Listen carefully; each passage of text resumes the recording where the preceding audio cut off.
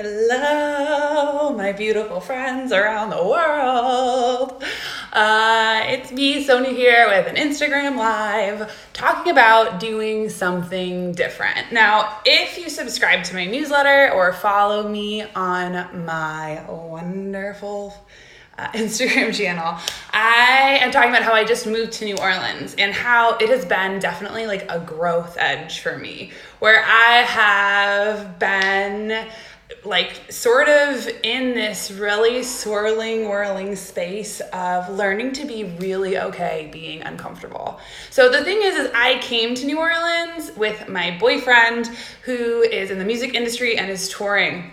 And originally our plan was that he was going to move to Paris, but what my intellect and the plan is and what the universe had were two very different things. And my intuition led me here. It felt very right. It felt really much in alignment. And it's very much like a very grounded way in which I am having to trust my intuition moment by moment and knowing that I'm in flow even though my head is uncomfortable. And the funny thing is that our minds get so sure about how things are going to be. And what happens is, especially when we're in discomfort, it a lot of times superimposes these ideas of what is as a way for us to try and find ground. Now, the interesting thing about our brains is that they love to conserve energy. And that means that they get into patterns and ways in which they get stuck and like in a rut. And a great example of this is, so if you have lived in the same place or in the same house and take the same way to work every day, you're not as apt to notice the little differences that change on your route because you're so in your groove. You so are in what is normal for you. And so the interesting thing is with our intuition and trusting ourselves is that we have to be available to the present moment and that we can't be in that headspace of being checked out, because our intuition connects us right here, right now. And when we start to assume, what is, it is a place in which we close ourselves off to getting guidance. And the interesting thing is when we get to be really good being uncomfortable, that's not only where our growth edge is, but it's also where we're able to better connect, listen in. But the first thing that we have to do is start to be able to calm the parts of ourselves that get afraid, our very creative intellect and ego that puts, like I said, these places of where we're sure it's gonna be. And so for me, one of the tools that I use in this place of being uncomfortable is putting one hand on my heart and one hand on my belly. And I will also just send myself loving, reassuring energy of like, everything is gonna be okay. And even if my mind can't necessarily wrap my head around it, I trust my spirit. It's not my head that I'm asking for reassurance, it's my spirit. And if I can just even take a few minutes and drop my center of my attention to my heart space, and I can just feel that loving reassurance, I can start to make choices that aren't out of a place of fight or flight, but out of a place of decision. Now, the second thing is we have the power to decide. We are co-creators with the universe. And so oftentimes when we're in these places of feeling stuck or frustrated, we feel like we have no power at all and that we're somehow just victim and have to be sort of along for the ride.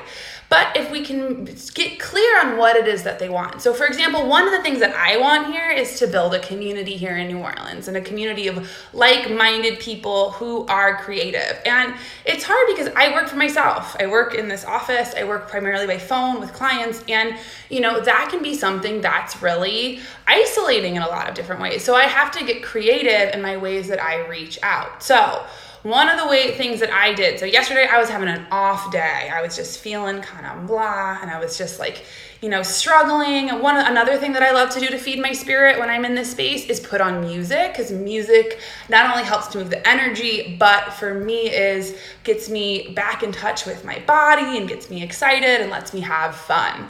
So my music wasn't cutting it. I do my morning meditation, which is another really beautiful way for grounding. It's praying, all these different things. And I signed up for an improv class. My sweet spirit was just not having it yesterday.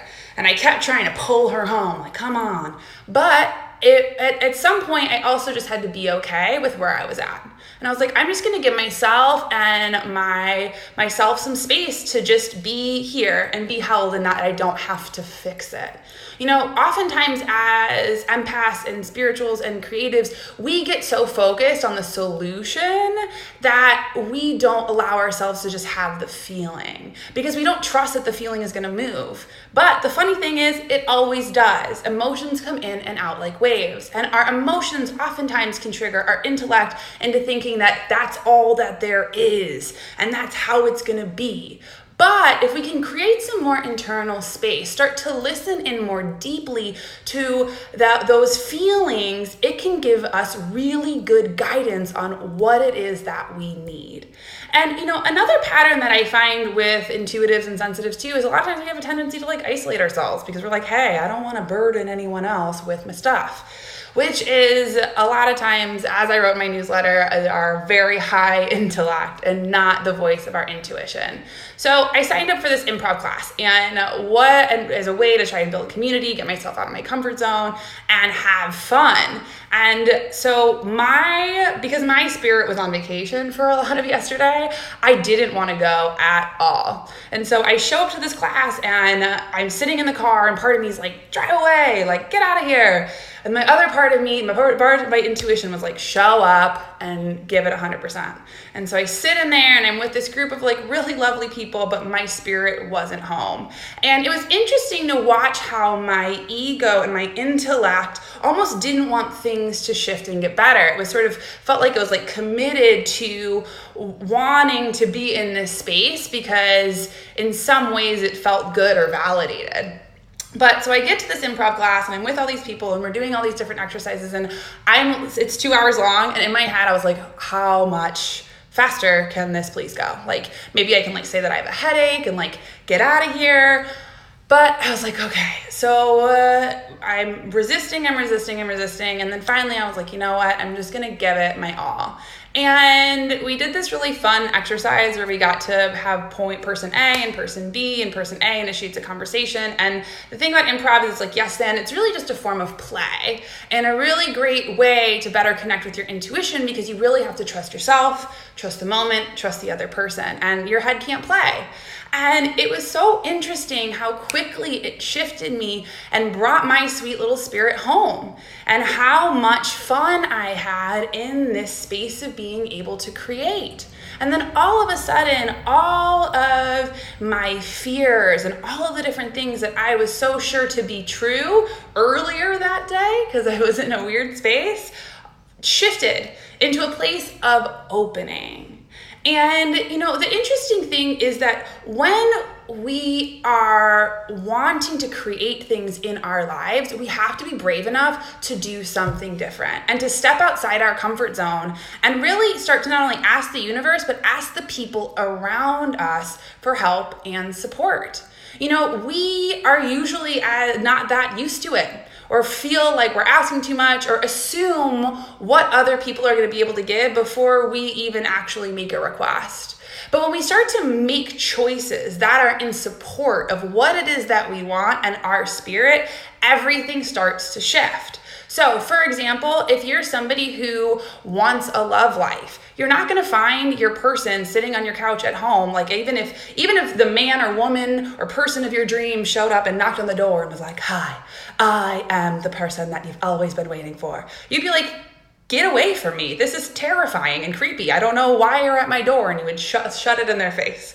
But if you start to make choices and be like, okay, I'm going to be uncomfortable and I'm going to do something different, maybe I'm going to put myself in a class where I can meet people. Maybe I can start to have conversations with my friends about being interested in finding a partner. And even going on some dates, a bunch of dates, and even just being unattached to the outcome. We start to trust our moment, trust ourselves, trust our intuition, and start to open up.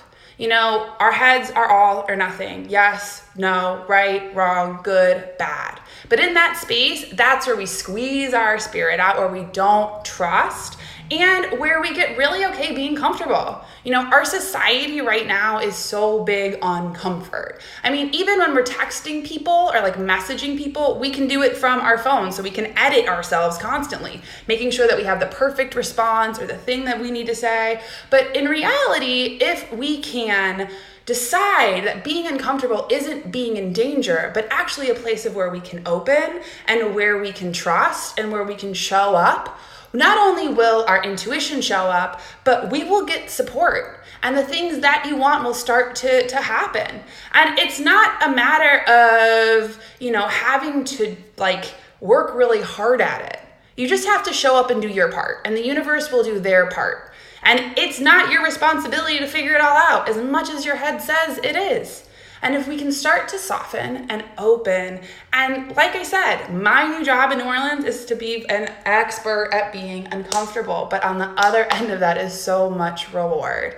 And that's what I experienced yesterday, of really having to get outside of my comfort zone and allowing myself to play and have fun in the space, and how that was a really great experience. And today I feel so much more embodied, connected, grounded, and I know that was a direct result of my chance of doing something different, because it really helped to affirm who I know myself to be true, and not the story or the blah blah blah or the all the other stuff, but that I can have fun and play and trust. And so I hope that this weekend you do something different, something outside of your comfort zone, and no matter how anxious or ungrounded or scary it is, just remember first of all to take a breath.